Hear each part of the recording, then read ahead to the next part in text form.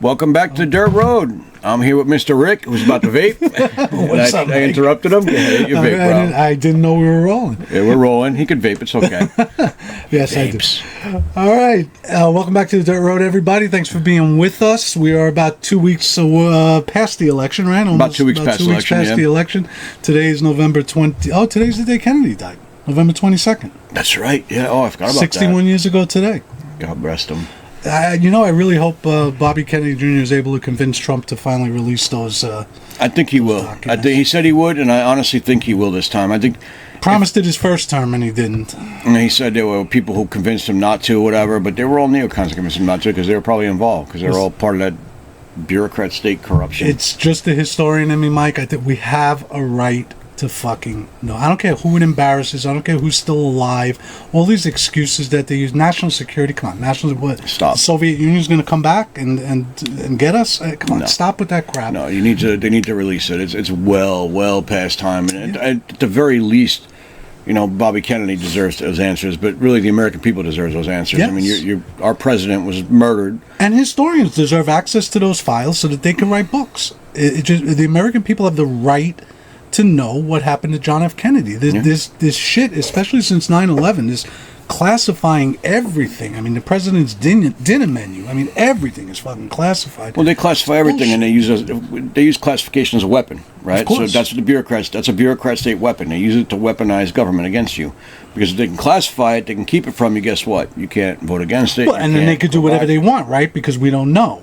And that's exactly how they operate. And that's how they get FISA warrants. That's how they spy on American citizens. That's how they use drone strikes on American citizens. Yep. And they used fear as a weapon, Mike. And they've been doing this. Look at COVID. Yeah, exactly. Perfect. Right. I was thinking more 9/11, but COVID's the more contemporary version. Too. They have to have a boogeyman, right? Whether it's some little COVID virus or it's Osama bin Laden, they have to have a boogeyman. Right now, they're trying to make Putin a boogeyman, but as a way to keep secrets from us. I remember telling you, I wish I could remember who I heard it from because it was a great quote. This country was built on the idea that we should know everything about the government and the government should know almost nothing about us. Yep. And yet it's totally opposite now. Yeah, it's completely inverted. They know everything about us, and I don't even know who I mean when I say they. That's how secret it is, Yeah, it's the bureaucrat state. They know everything about us, and we don't get to know a fucking thing. It drives me crazy.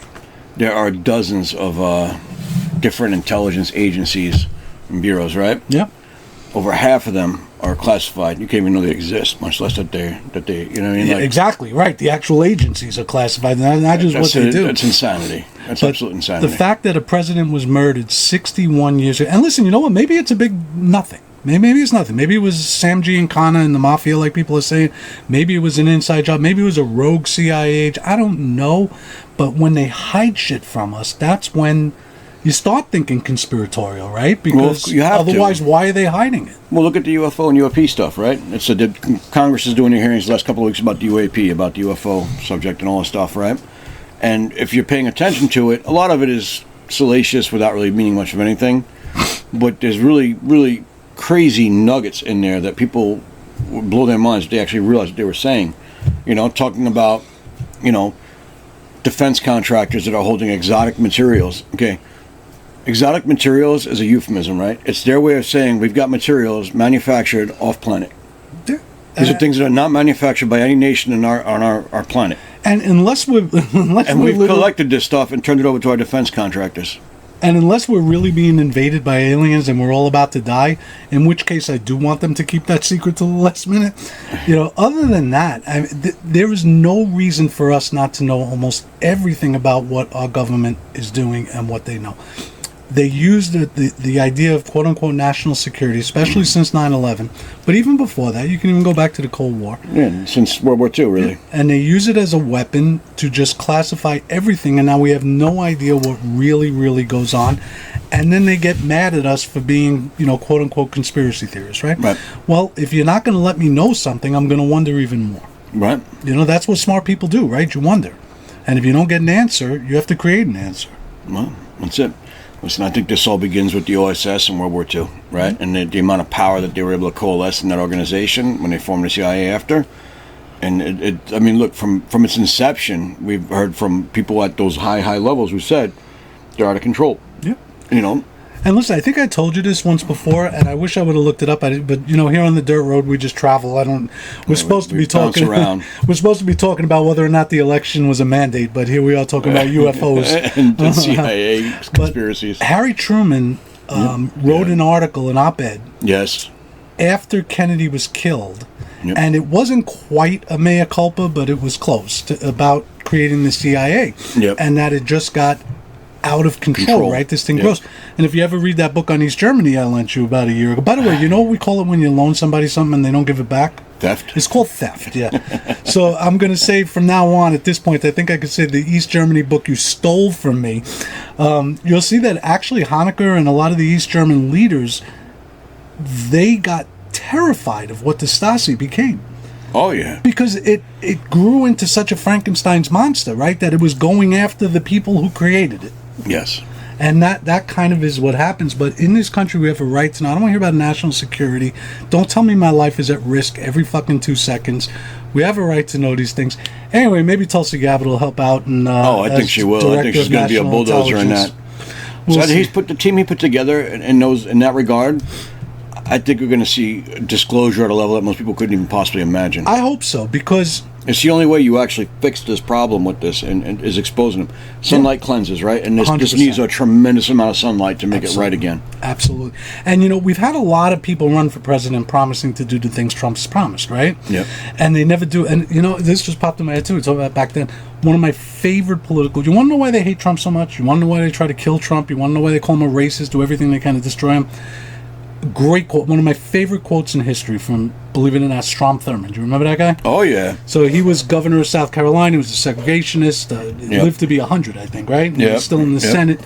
I think he was still in the Senate when Obama was elected. Yeah. So anyway, in 1948, he broke from the Democratic Party and created what he called the Dixiecrats. Right. So he broke from Truman when Truman was running for election on his own right in 1948, and he split the Democratic Party. They actually won a few states down south, and his whole, the Dixiecrats were basically a segregationist party. So, and this is in writing. You can read this. Great quote.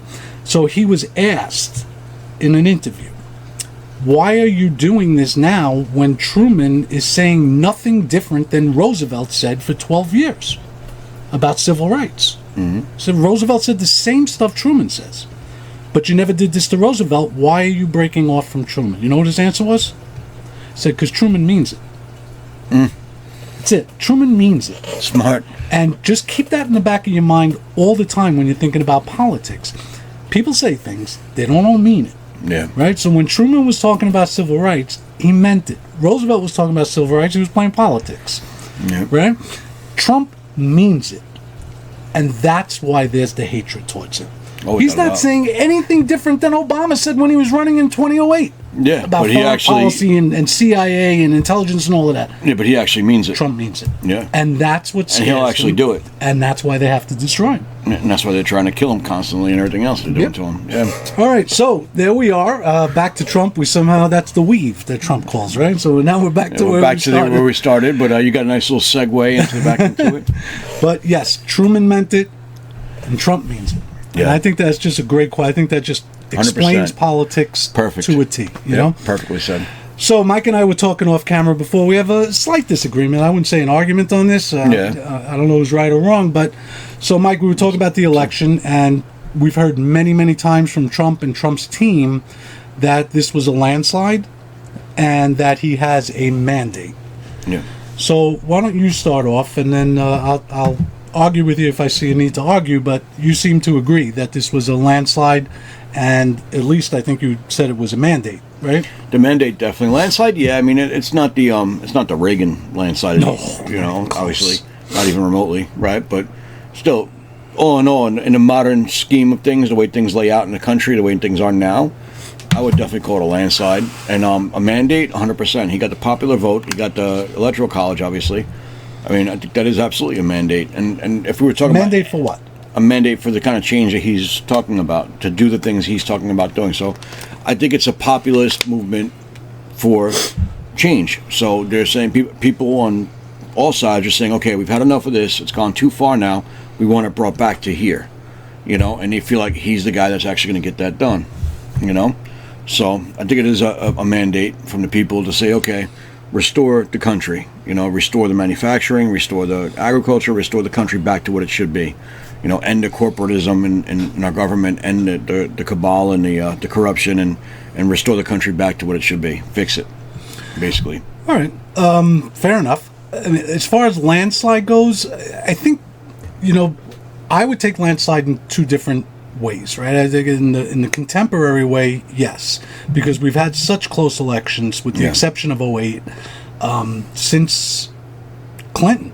I mean, you know, people forget that was a three-way race both times with Clinton, right? 92 and 96. And in neither time did he get a majority of the popular vote. He got a plurality and a pretty large one in 92. But we've had very close elections.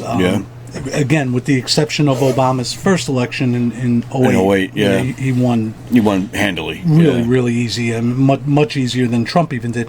So I guess I could see that from the contemporary point of view. But when I think of a mandate, I don't know. I think every president, when they get elected, they think they have a mandate, right? I think it's just they always say they do. Yeah, I've been given a mandate to whatever, and.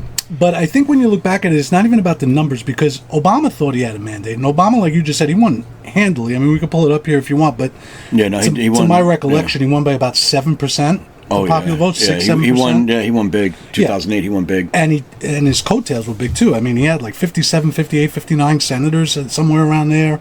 Yeah, because he did the wake. Yeah, he carried everybody with him. Yeah. So he came in, and he came in like a bat out of hell, right? He came in. He did Dodd-Frank. He did the Obamacare. Yeah. So the first year and a half, because he had this quote unquote mandate, he did all that stuff, but he didn't have a mandate, Mike, because in those midterms, to quote Obama, the Democrats got shellacked. Yeah, they did. That was his word, shellacked.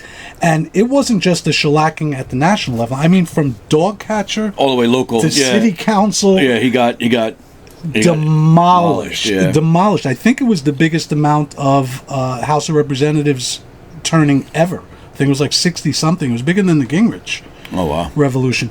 That was the Tea Party and all of that sort of shit. The Tea Party, yeah. They lost governorships. I mean, his party got demolished. So we can look back in retrospect. Did he have a mandate? No, he didn't. Because he did everything. The midterm showed, because he did everything he said he was going to do, and you know he got through re-election on his personality, and you know he was a likable guy. So he's an excellent speaker. Sure, and he's a nice guy, right? Likable guy. I mean, he seems approachable. Whatever, he's intelligent. He speaks well. So he was able to get by, but his party was demolished, right? Sure.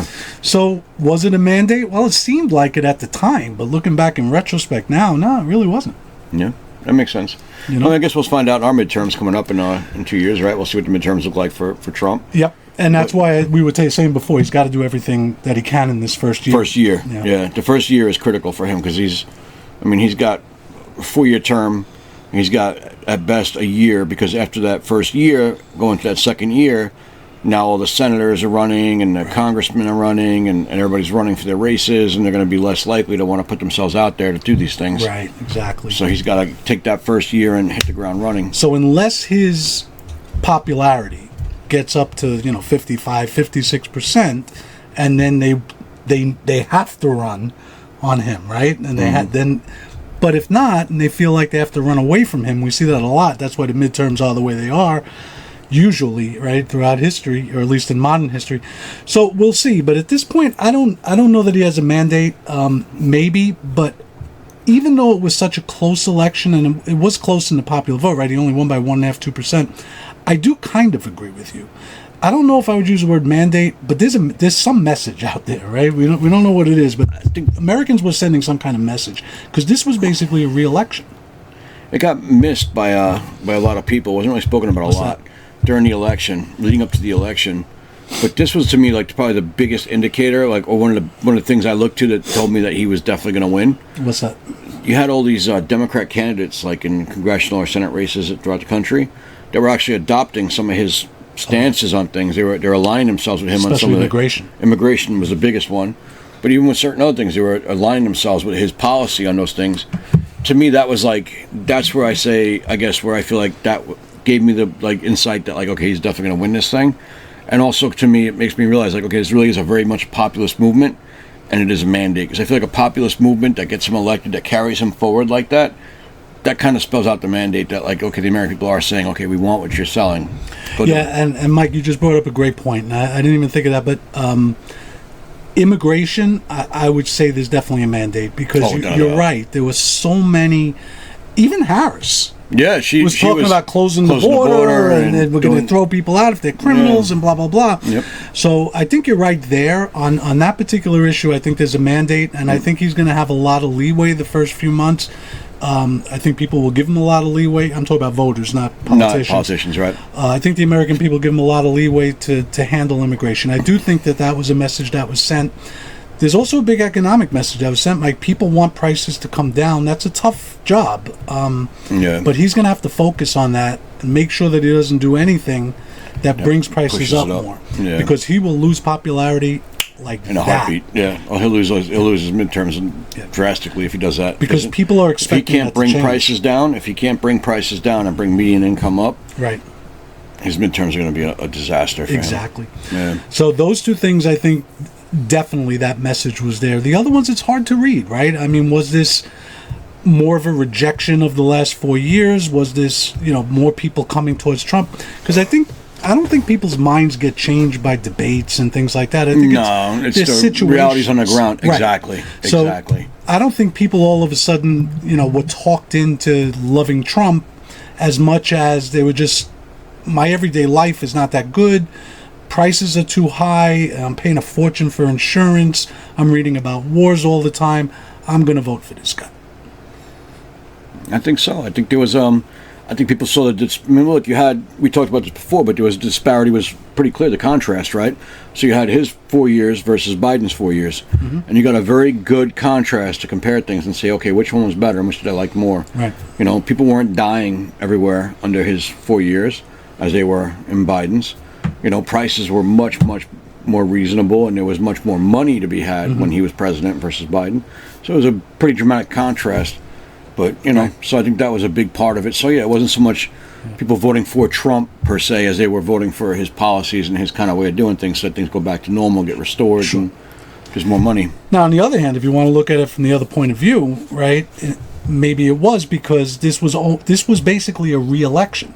Once Biden dropped out, Trump's the incumbent in a way, right? He's the only one who has the title president. Yeah, he's been a president before, yeah. Right. So this was almost, in a sense, a re-election, just 4 years later. Yeah, it was like a redo of 2020's. Right. So it wasn't Americans just saying, oh, let's take a shot on this guy and see what happens. They know what they were getting with him. Yeah. So maybe in that sense it was a mandate, right? So I kind of go back and forth because mandate's not always about the numbers. People can win, like Obama, won by very large numbers, but clearly looking back at it, like I said, he did not have a mandate.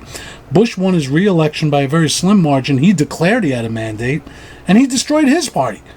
In 06, the Republicans got demolished and wiped out, and that brought about Obama, and Trump led directly to the Obama Revolution, right? Yeah. And Bush couldn't even get his Social Security reforms through a Republican Congress. Yeah.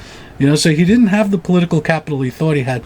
So I kind of go back and forth. I don't know. What do you guys think? You could put that down in the comments. Give us your thoughts on that, definitely. Yeah. And why? I mean, obviously, we all want, if the person we voted for won, we want him to do the things that he said he was going to do, right? So in that sense, we have a mandate, or we're giving him a mandate. But in general, I don't know. We were talking about this in the last video, so I don't want to, go into it and rehash it. But foreign policy-wise, that's something he has almost unilateral authority on. That's a clear message. People, they want these wars to end. They want this bullshit to end, and stop dying. Yeah. And he promised that, and he's got to follow through with that because Congress can't stop him on that. Listen, he's got a hefty to-do list that first year, but honestly, I think he's up to the task. Do you think he overpromised? No, I don't think so. I think he intends to do every damn thing he said he would. But I will say this though, his whole thing is the art of the deal, right? The whole negotiating thing. So ask for more than what you want so that you kind of fall back in the deal back to where you want to be, right? So like when he was talking about cutting the corporate tax rate to 15%, he got to 20, which is where he really wanted to be. I think this is kind of like the same idea. Like he's got these huge demand list, And if he makes it, through 75% of it, he'll feel like he's accomplished what he wanted to accomplish. He's going to have to get one of those tax things. As he promised, no tax on tips, no tax on overtime, and no tax on Social Security. I highly doubt he's going to get the no tax on Social Security because the Republicans will never go for that. But he's got to get at least one or two of those. I think he'll get tax reform. I do. I think the tax reform he'll get. Those specific things, though. No, I think he'll get them. Yeah, I'm not sure about Social Security. Again, the establishment Republicans are not gonna. They're gonna balk at that. Doubt it very much. The kind of the younger Republican Party or the MAGA Republicans will definitely go for it, but those establishment, like old guard Republicans, they're gonna have that's a hard pill to sell on them. Well, that's what we'll see, right? If the Congress believes he has a mandate, because if a president does have it, like Reagan, Roosevelt, right? Congress had to go along with them because if they didn't, they'd have gotten buried. Exactly. Yeah. So Reagan had tremendous political. I mean, look at his elections. He had so much political capital. It was insane. So you'd be a fool not to get on board. If you were in Congress and you were in his party. You had to get on board. Yeah. So if the Republicans in the Senate and the House, and by the way, that's the one thing also I don't think this is such a mandate. At best, the Republicans are going to have the same amount of seats they had in the last Congress. They have 219 now. There's only 3 uncalled races. They'd have to win all 3 to have the 222 they had in the last Congress. So that's a razor thin margin. Yeah. So that's going to be tough. But he's got to get, like I said, he's got one of those no tax-ons. He's got to get at least one, if not 2. The overtime or the no tax, at least the no tax on tips, because that was like his first one, right? That was the big one, yeah. Yeah. So she campaigned on that too. Actually, she picked it up from him, and she campaigned on it also. I forgot about that. That's right. Yeah, she campaigned on it also. Well, you know what then? Listen, it makes sense though. Yeah. Well, now that you brought that up, maybe he will get it because maybe that's something that Democrats really politically can't vote against. I don't think they can, especially Democrats. I don't think they can. I don't think they can really go against. That was a very popular one. That one and the no tax and overtime. Those two resonated across party spectrum. That resonated across the board. Right. So now the Democrats are talking about how they want to go back to being the party of the working class. They can't vote against those things. Yeah, no, absolutely not. Because they're trying to reinvent themselves back to. I mean, they got stuck in this elitist class with the Democrats, right? If they want to get away from that image, they have to do everything possible to get back to being a working class party. Yeah. They have to be fighting for those things tooth and nail. Exactly. That's a great point. They can't go back to their constituents and explain why they voted against no tax on tips or no tax on overtime if they want to claim that they're still the party of the working class. Yeah. So, you know what? He could afford to lose a few Republicans, the old guard Republicans, the Mitch McConnells, Democrats, pick up a few Democratic votes. I think there's Democrats in both the Senate and the House that are more like middle of the road, like moderate, that I think would definitely go along with something like that. All right. So, you know what? I agree not the with squad, but, because it's Trump. Well, but you're right. They don't want to give Trump a win.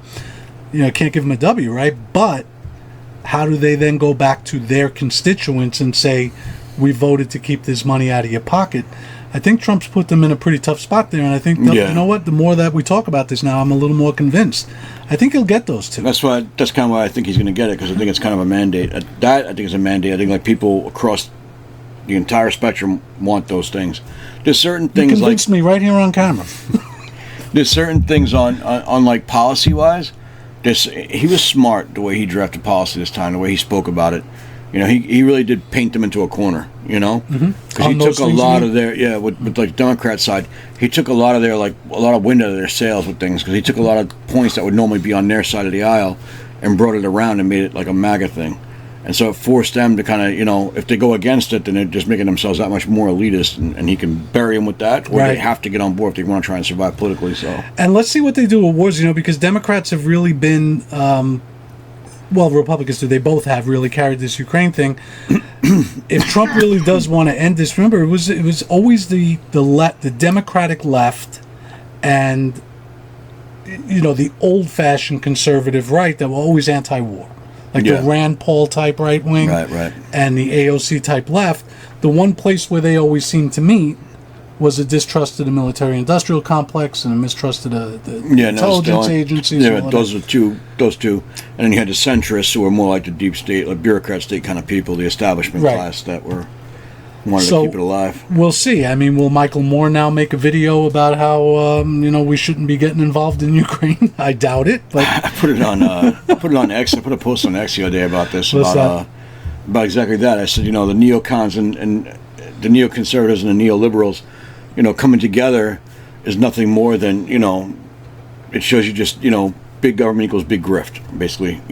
They came together because they're all in on that grift, because it's about money. It's all it's about. It's about money, and they're just sick people, and stop the damn dying. It's not. It amazes me. It just amazes me that people are that evil. It just amazes me that there's no real anti-war movement here anymore. Yeah, there always was. Every war we've ever been involved in, even like Iraq and Afghanistan, we had some kind of. Well, we had the crazies that showed up at the funerals. Yeah, the code pink and But I mean, you always had like people who legitimately. What was that? That religious group? Yeah, some religious group because they were gays in the military. It was going to protest military funerals. Yeah. How disrespectful do you have to be? Sick. Some people are really twisted in their souls. Now, what about the social stuff? He ran on social stuff. He really doesn't have the authority other than, maybe to get rid of some regulations that Biden had. He's going to change the Title IX stuff right back again. He'll get rid of DEI hiring crap, and he'll get rid of that stuff. And how do you think that's going to go, though? Do you think he's got a mandate on that, or do you think he's going to get a lot of pushback?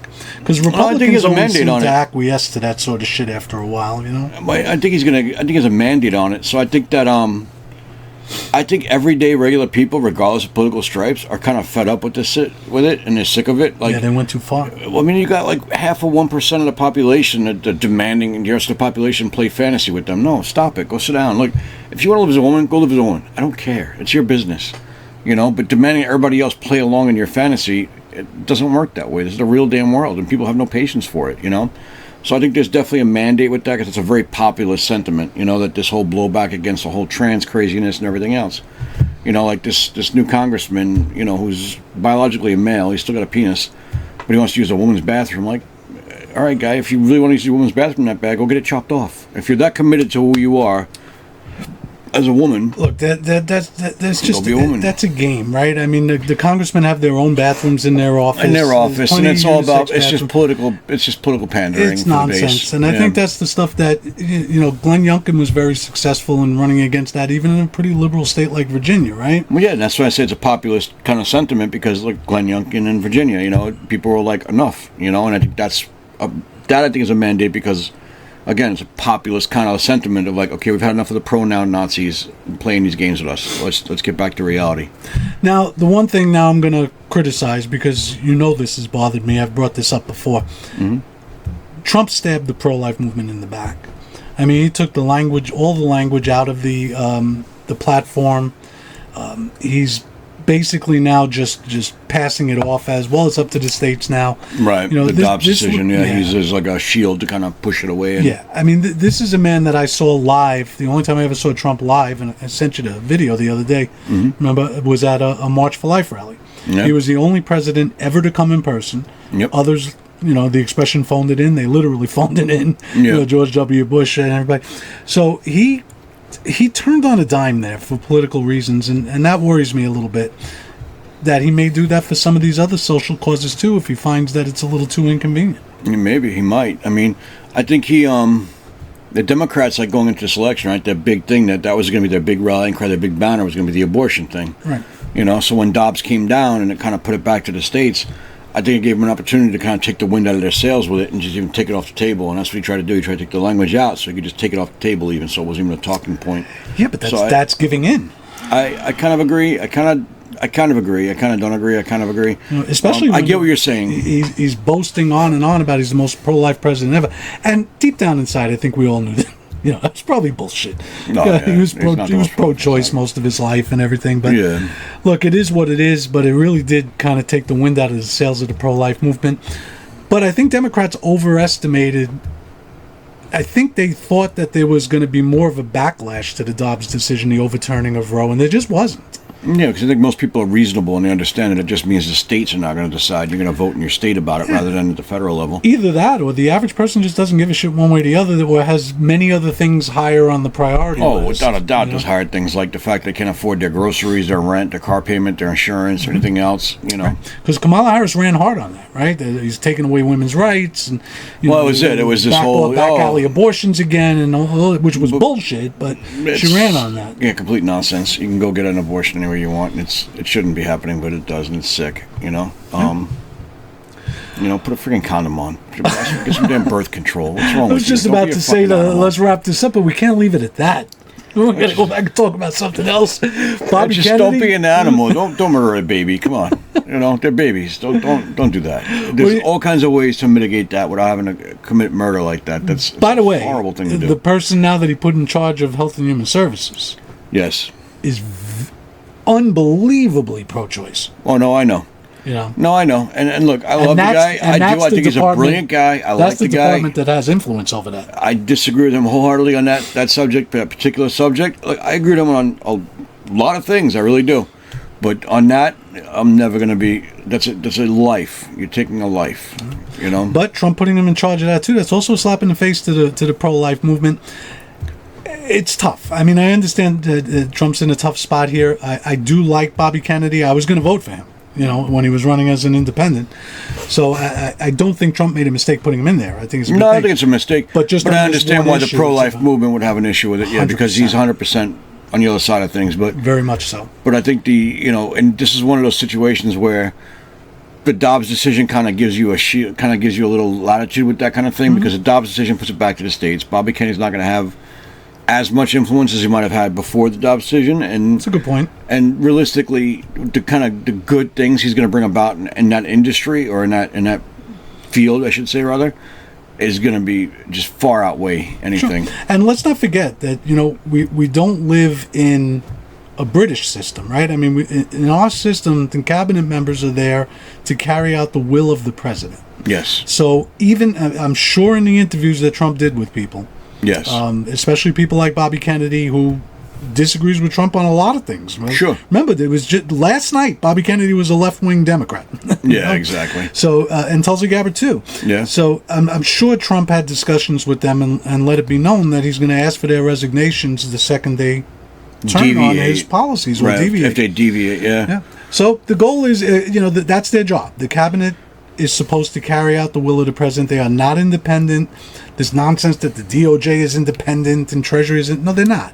They're part of the executive branch, and the president's in charge of the executive branch, and they're supposed to carry out his will. So we'll see. Yeah, we'll see. That was the problem in the first term, right? They weren't carrying out his will. Well, he had a lot of deep state plants. He had all those neocons and everybody else in there. And that's why he's putting these people in now that are, even Matt Gaetz, who I don't think was just really a serious nomination. I don't know what the game was there, but the idea was somebody like Matt Gaetz and Pete Hegseth or whoever, Trump, the media is trying to make like this, then he's not supposed to pick people just because they're loyal to him. No, that's exactly who he's supposed to pick. Yeah. Everybody, Biden's supposed to pick people that were loyal to him. Yeah. That's the way it's supposed to work, right? Yeah, because they want to get their mandates, their policies, their things done. They need people who are going to actually affect those changes. You think it was Mayorkas who made the decision to let all these immigrants in? No, it was Biden. No, Mayorkas was carrying out Biden's will. orders, yeah. I'm not saying that was a good thing, but that is the way it's supposed to be. You carry out the will of the elected president. So all the media that's going on, he's trying to just pick people that are loyal to him. Duh. That's the media, though. They're gonna whatever contrarian position they could take against him, they're gonna take, and whether or not it's throwing out 200 years of tradition doesn't matter to them. As long as they can make a narrative about how bad he is, they're gonna make a narrative. Oh, speaking of tradition, let's end it on this one because I think we're gonna maybe disagree on this. I totally forgot about this. Okay. So he's anticipating that he may have fights with his nominations, right? Getting through Congress. Yep. So now they're talking about the recess appointment. Yes. Right? For the Senate to go into recess so that he could just put these people in. Right, appoint these people. I get the feeling we're going to disagree on this. I don't know for sure, though, because we never spoke about it. What do you think about that? I'd rather see the confirmation process. Oh, good. Right. I'd rather see that. I'd rather see the process work the way it's supposed to work. Mm-hmm. But that being said, I understand the recess appointment thing. I mean, Obama had recess appointment people in there, They all put in some people in recess appointment. Yeah, but most of the time it's Shangri-La or something. Yeah, and most of the time it's not because of I say Shangri-La, I meant to say Sri Lanka. That too. Is there really a place called Shangri-La? I don't even know. Shangri-La, yeah. There is? Yeah. All right, so then it was about ambassadors to Shangri-La and Sri Lanka. But I think it's in the past, obviously, it's been more of a convenience thing when it happens, we got to get it done anyway, so we're just going to do it this way. It's not a planned thing. Right, but it's not like a weaponized kind of thing. And this is kind of weaponizing it in a way. And I get it. I mean, I get why, because he just wants to make sure he gets people in there so he can get the work done. So I get why. I don't know. You know, I don't. I'd rather see it done like the traditional confirmation process.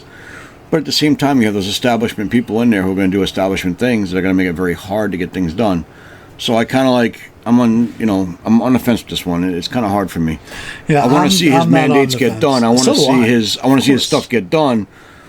But I don't want to see the process be bastardized, because at the same time, what happens? You make a precedent, and now when the other side has it, they're going to do the same thing. And it's open not, the door. it's not like it's a 50-50 Senate. He's got 53 Republican senators in there. You have to nominate people that you can get at least 50 of those 53. Yeah, to say yes, you should be able to get those people and through. By the way, I know that these things have become dog and pony shows, these hearings. But by the same token, as Americans, we do have a right to hear these questions, and we do have a right to hear, what these people have to say and how they answer.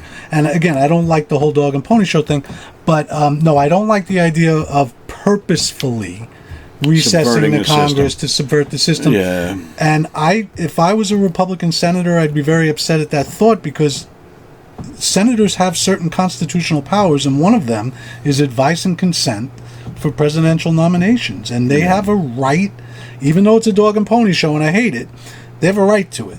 And they have the right to get these questions answered, and they have the right to vote yay or nay. I agree. I agree. I'd like to see the process maintained if possible. I really would. I would much rather have the process done the way it's supposed to be done, so that we can actually have a more stable kind of transition than this constant, battle. But again, and by the way, this way those people are there for 4 years, and the people in their departments know that, right? That this is somebody you want to know who's going to be your boss next 4 years for this term, and you want to know that they're going to be able to do what they need to do for that entire and they have more of a less chaos in the administration. It's more almost like a sense of more legitimacy. Sure, because they've been, done the right way, vetted and approved or whatever, Right.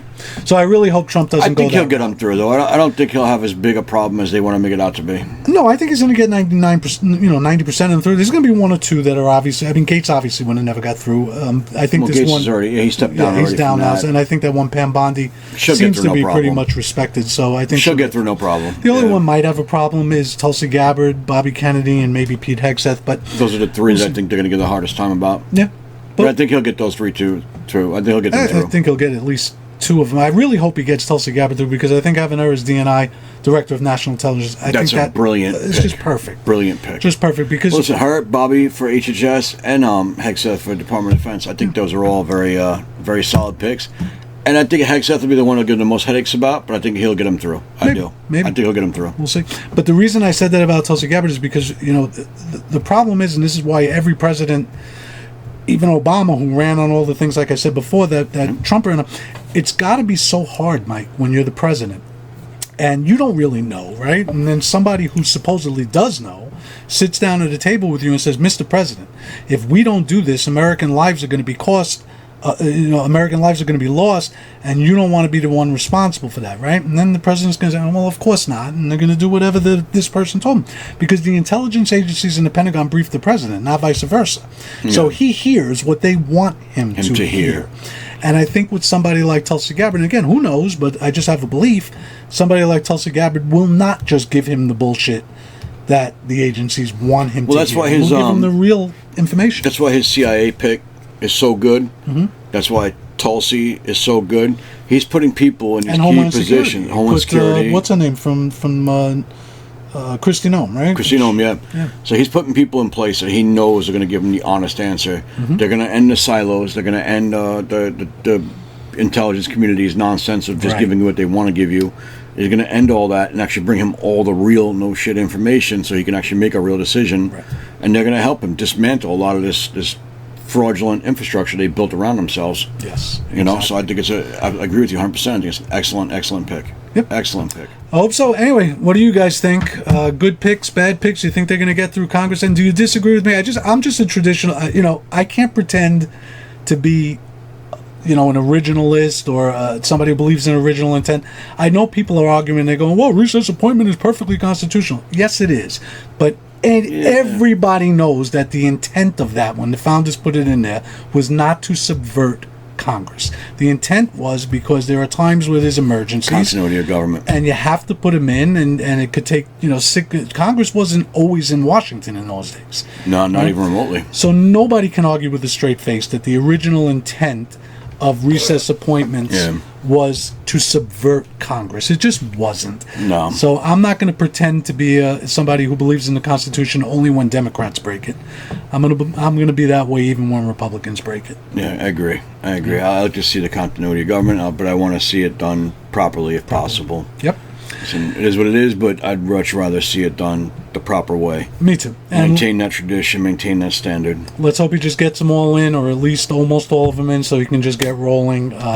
Don't need a long, protracted fight for stuff like this. He's got too much to do, and like you said at the beginning, way too little time to do it. So, anyway, all right, Mike, always a pleasure. Let us know what we think. By the way, do you guys remember something? You remember a bet? A bet? Right, the bet. When Mike, because we were talking about was this a landslide or not, Mike predicted a landslide. 55% of the popular vote, he predicted. I got close. How is fucking 50.1% close to 55? In what world is that? Is it 51.1? I thought it was higher than that, but no, I still got close. Listen, it's not 0.1%. All right, so I tell you what, so then why don't you give me $600, because that's kind of close to 200. Money don't work that way, though. In our next video, this man's gonna pay his debt. This man. He's gonna pay his debt. Well, no more donuts for your kids. Guys, join us next time on The Dirt Road. Thanks, guys. Remember, get in the comment section. Let us know what you think. Like, subscribe, share these videos out. Let's get this channel growing. Yeah, share them out. Share it out. Let's get it growing, all right? Thanks again for watching. We love you guys. We appreciate it. And we'll see you on the next one. Peace.